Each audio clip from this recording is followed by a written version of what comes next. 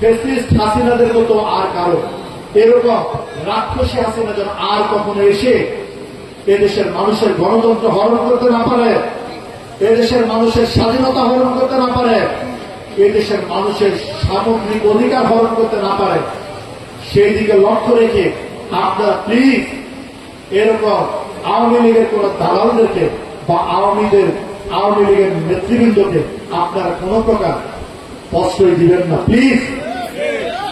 আপনারা দলীয় দায়িত্বে তাদের দিবেন না প্লিজ। আপনারা জনগণ কি চায় সেটা বোঝেন, যাতে জনগণের কল্যাণ হবে সেই কাজটা করেন প্লিজ। শোনেন আপনারা, আমি বলি, আমরা আন্দোলন করেছি, সংগ্রাম করেছি, যুদ্ধ করেছি, কেন করেছি? আমরা এদেশের আপামর জননেতা তারেক রহমানের নেতৃত্বে আন্দোলন সংগ্রামের মাধ্যমে যে ফ্যাসিস্ট হাসিনাকে বিদায় করেছে, কেন করেছে দেশের জনগণ?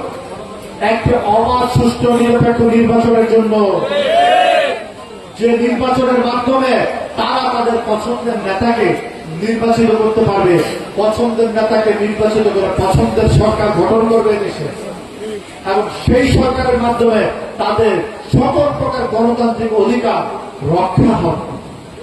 তার জন্য তো করেছে, ঠিক না? হাত তুলে দেখেন, তার জন্য করেছে। এই যে সবাই হাত উঠিয়ে দেখাচ্ছে, তারা কেন এই যুদ্ধ করেছে, কেন এই আন্দোলন করেছে? তাহলে সেটার জন্য যদি হয়ে থাকে, তাহলে নির্বাচনে বাধা কোথায়?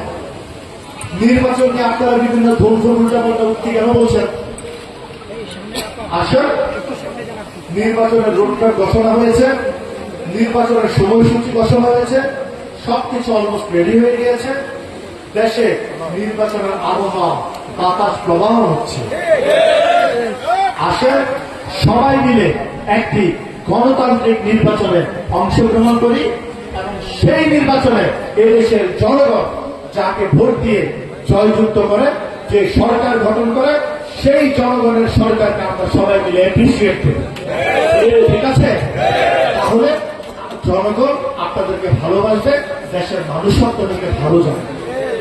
আর শোনেন, দেশের মানুষ যেটাতে ভালো জানবে, আমাদের তো তাই করা উচিত, তাই না?